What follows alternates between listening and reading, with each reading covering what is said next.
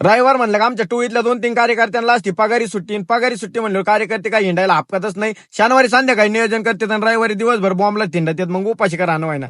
तर जय श्रीराम भावांनो, मी विके ब्लॉगर स्वागत आहे तुमचं सगळ्यांचं आपल्या एका नवीन ब्लॉग मध्ये. आज आषाढी एकादश होती, त्याच्यामुळे निवांत घरीच होतो नाही का. आवरून बिवरून डायरेक्ट महादेवांचं दर्शन करायला गेलं. एकादश होती म्हणलं चला महादेवांचं दर्शन करून येऊ. तिथलं वातावरण एवढं नाद आहे ना, विषय डायरेक्ट टॉपचा आहे. कधी आलेले का तुम्ही महादेवांना? कमेंट करून सांगा नाही का मला. विषय डायरेक्ट पंपात करून टाकला ना, आम्ही फोटो काढायला आलतो पण आमचं नशीब एवढं भारी का विषय पंपात येऊन केला, पण डायरेक्ट आम्ही आलो वातावरणच भांगार झालं.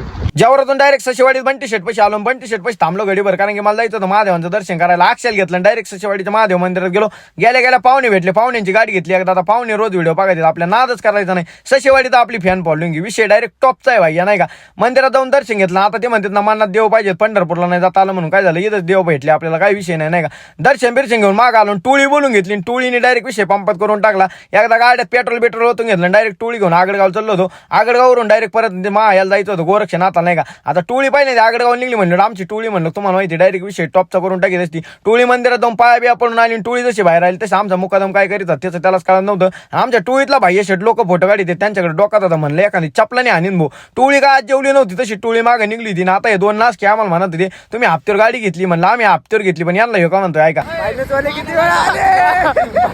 घाटात आलो, घाटात वातावरण लय भारी होतं, पाऊस बिऊस येत होता, फोटो लय भारी येतात. यांना म्हणलं फोटो काढू. आता आमच्या टोळीतला मी एकटाच असाय, त्यालाच फोटो व्हिडिओ काढता येते, बाकी सगळे नास की त्यांना फोटो काढता येत नाही. त्याच्यामुळे त्यांच्या भांडणं चालले होते. पुढे आलो आणि कोणचा राडा गेलता. याला म्हणलं तू काही कर भाई, दिलो की धडकन डोक्यावर का घेऊन येणार, पण ती खाली पडली काही फुटलं ना, मग तुला सांगा तवर काय नाही म्हणणार नाही का. तिथून बंटी शेट पैसे आलो ना. आता लोक ट्रॅक्टरने वावरून नांगरी देतात, आमचा बंटी शेट जीसीबीने वावरून नांगरीत होतो. आमचा विषय म्हणजे विषय टॉपचा आहे. करेल काय नाद परत, नादच करायचं नाही भैया. त्याला उद्याचा ब्लॉग नक्की बघा.